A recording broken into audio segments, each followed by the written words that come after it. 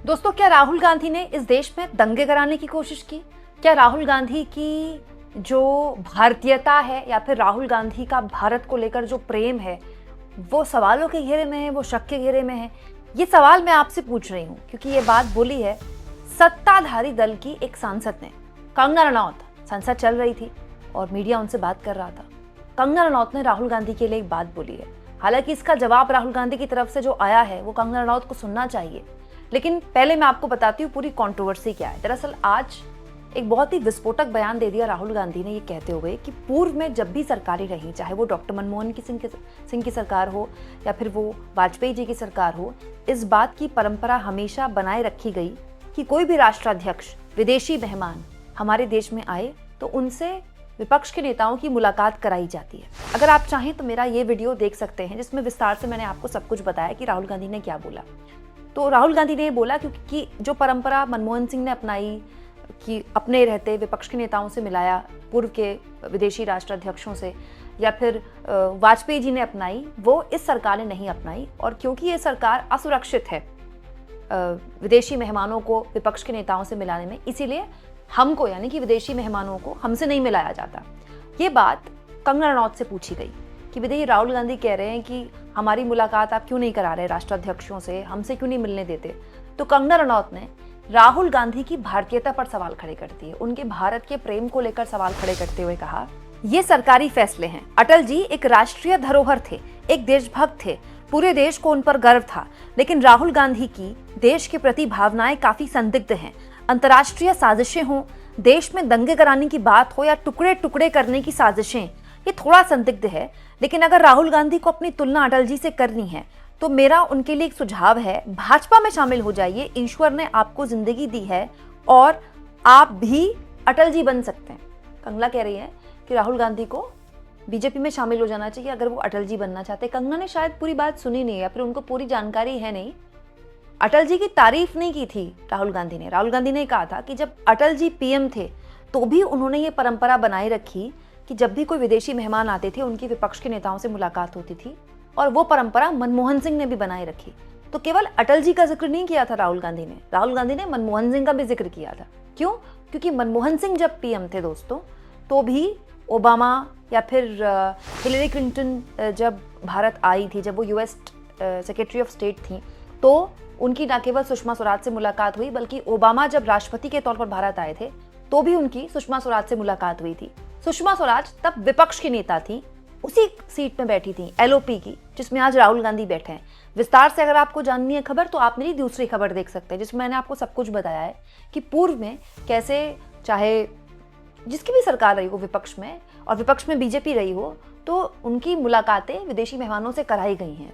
तो पहला तो यही बात है कि कंगना किसी भी चीज़ पर प्रतिक्रिया देने की बजाय पहले उसको समझ लें, पढ़ लें। दूसरा, राहुल गांधी के लिए कंगना ने कहा दोस्तों कि वो अंतर्राष्ट्रीय साजिशें और देश में दंगे कराने की बात हो या टुकड़े टुकड़े करने की साजिशें, वो थोड़े संदिग्ध हैं राहुल गांधी। तो दोस्तों, मेरी कंगना रनौत से एक बहुत ही सीरियस अपील है।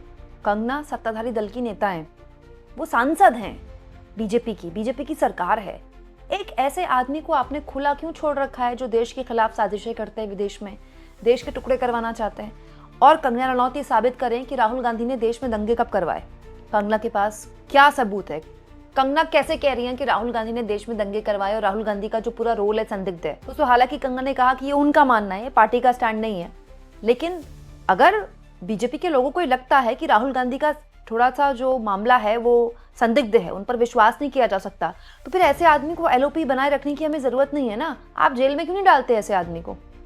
यही दिक्कत है दोस्तों बीजेपी के साथ। विदेश राहुल गांधी जाते हैं तो उनको कहा जाता है कि विदेशी साजिश कर रहे हैं। आज तक एक प्रमाण बीजेपी नहीं दे पाई कि विदेश में जाकर राहुल गांधी ने इस आदमी के साथ साजिश करी जिसकी वजह से देश का ये नुकसान हुआ। आज तक एक प्रमाण नहीं दे पाई है बीजेपी। अब अगर कंगना रनौत इतनी बड़ी बात बोल रही हैं उस एलओपी के लिए जो विपक्ष का नेता है, वो तो राहुल गांधी केवल कांग्रेस पार्टी के विपक्ष के नेता नहीं है, सारी विपक्ष की पार्टियों के नेता हैं।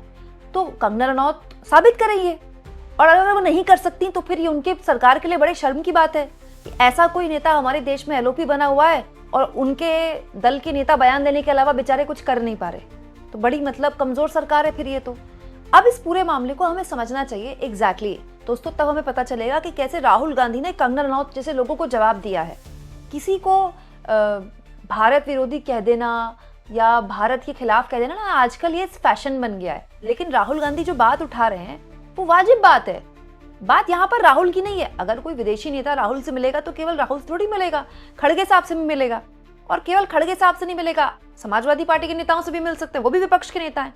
तृणमूल कांग्रेस के सांसदों से मिल सकते हैं, वो भी विपक्ष के नेता हैं। ये कोई जरूरी थोड़े ही है कि विपक्ष में केवल राहुल गांधी से ही मिलेंगे। और राहुल गांधी की अगर भूमिका इतनी संदिग्ध थी दोस्तों, तो मैंने आपको ये खबर दिखाई 2014 में भी, जब मोदी जी नए नए पीएम बने थे, कुछ ही महीने हुए थे उनको पीएम बने, दिसंबर में व्लादिमीर पुतिन भारत आए थे। और दोस्तों पुतिन जब भारत आए थे तब उनकी डॉक्टर मनमोहन सिंह, सोनिया गांधी और राहुल गांधी से मुलाकात हुई थी। और ये फोटो कांग्रेस पार्टी ने शेयर की थी। तब क्यों मुलाकात हुई फिर पुतिन की कांग्रेस पार्टी के नेताओं से? कांग्रेस तो तब भी विपक्ष में थी। लेकिन तब में और अब में गंगा में बहुत पानी बह गया है, और वो पानी इतना तेज बहा है कि परंपराओं को की बिल्कुल तिलांजलि दे दी गई है। यही बात आज कांग्रेस पार्टी की ओर से विपक्ष के नेता के तौर पर राहुल गांधी ने उठाया और कहा, कोई भी विदेशी मेहमान भारत आए तो उनकी मीटिंग नेता प्रतिपक्ष से होती है। ये वाजपेयी जी और मनमोहन सिंह जी के जमाने में भी होता था, ये एक परंपरा रही है। लेकिन अब विदेशी मेहमानों को सरकार सुझाव देती है कि विपक्षी नेताओं से मत मिलिए। ये तब भी होता है जब मैं विदेश जाता हूँ। अब ये पॉलिसी है, ये हर बार करते हैं। हमें मैसेज मिलता है कि हमें बताया गया है कि सरकार कहती है कि आप लोगों से ना मिलें। अब दोस्तों मैं कोई राहुल गांधी की प्रवक्ता तो हूं नहीं, ना सरकार की प्रवक्ता हूं। राहुल गांधी का सवाल था, सरकार को इसको जवाब देना चाहिए था। एक ऐसे वक्त में जब पूरा देश, पूरी सरकार पुतिन का स्वागत कर रही है, और पुतिन अमूमन विदेश यात्राओं में बहुत कम जाते हैं, तो जब भी वो किसी विदेश यात्रा में जाते हैं पूरी दुनिया का उन पर फोकस होता है।